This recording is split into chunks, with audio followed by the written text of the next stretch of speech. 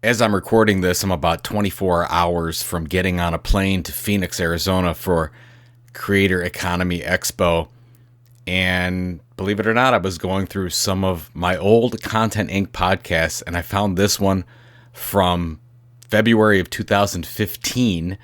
Are you kidding me? This 7 years ago that I produced this one when we first started the Content Inc. podcast, and basically startup tips from where I was at that time, 8 years into my entrepreneurial journey. I thought this was really valuable. I wanted to share it with you again. So I think you will forgive me for the duplication. If you're a long-time listener, been listening to this show for that long and you've heard this before, my apologies. Most of you probably haven't. It's one of our more popular episodes. Enjoy.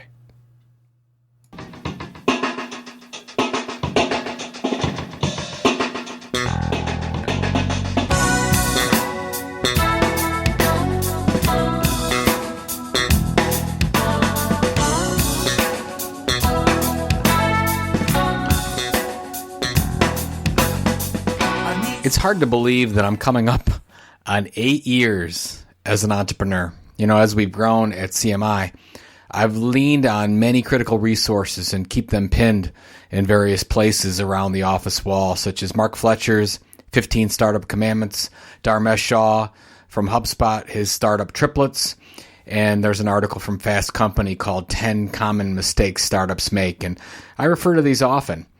Although it's hard to clearly identify what the most critical success factors have been during our, in quotes, road less traveled, here are the ones that I believe have made the most impact on me, or our company, on our amazing employees, and most of all, on our valued customers. I've got 15 of these, and I'm going to go through each one. The first one is to be the leading informational provider in your industry. Now, as you know, if you're listening to this, I believe the content marketing works. We have tremendous flexibility in our business model simply because we deliver valuable and compelling industry information to our customers and prospects.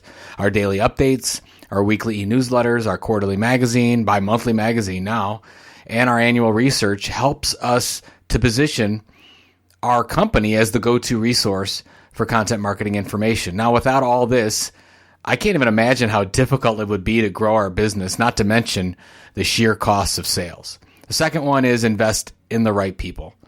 Although our people are some of the leading experts in the entire industry, we hire first based on attitude and flexibility. People with great attitudes who are fun to work with can learn and do just about anything. The third point, give employees permission to fail.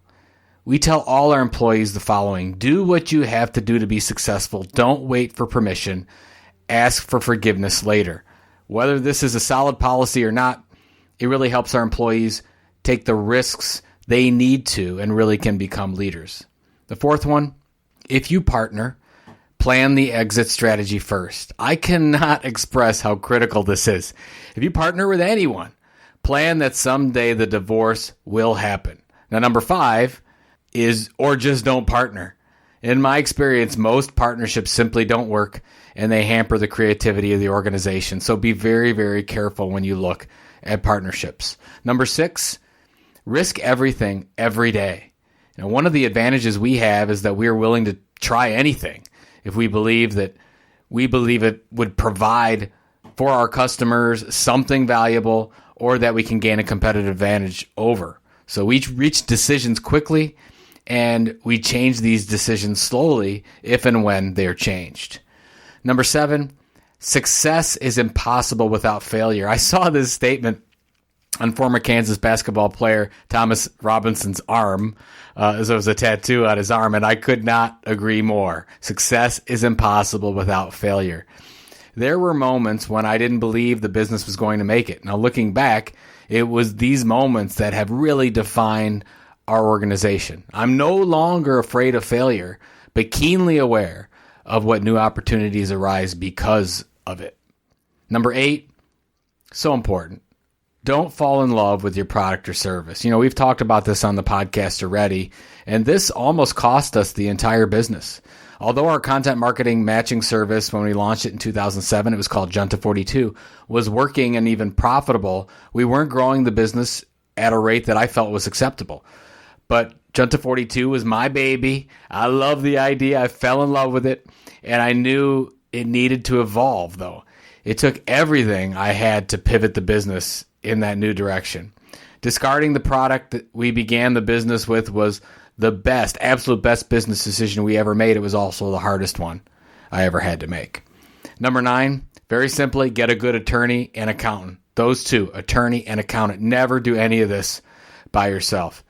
Number 10, rely on your instincts.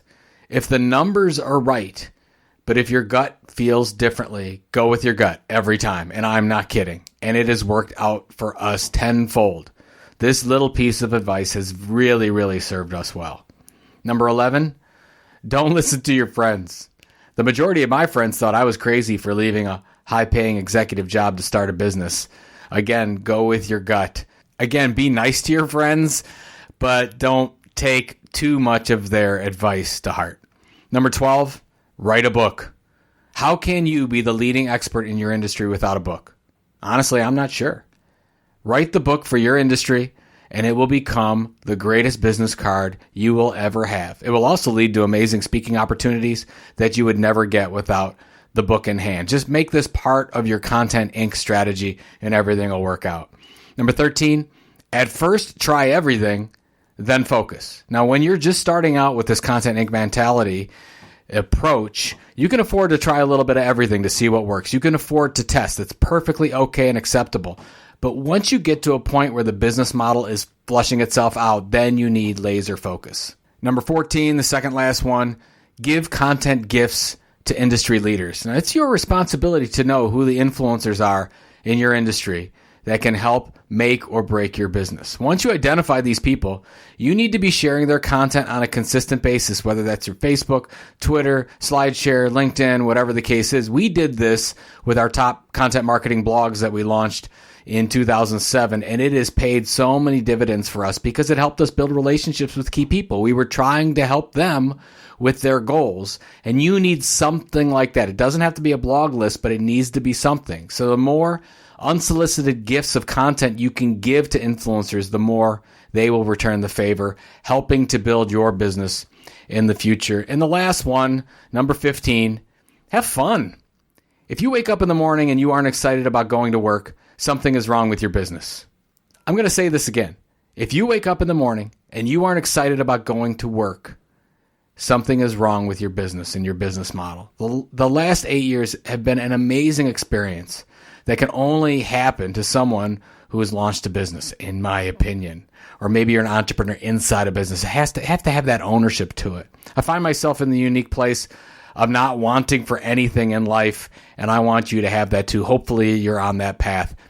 A sincere, and I truly mean this, sincere thank you to all those people, especially our wonderful employees who have made this business so successful. Yes, it was my idea, but man, it does take a village. A special thank you to my wife and family for their unwavering support every step of the way.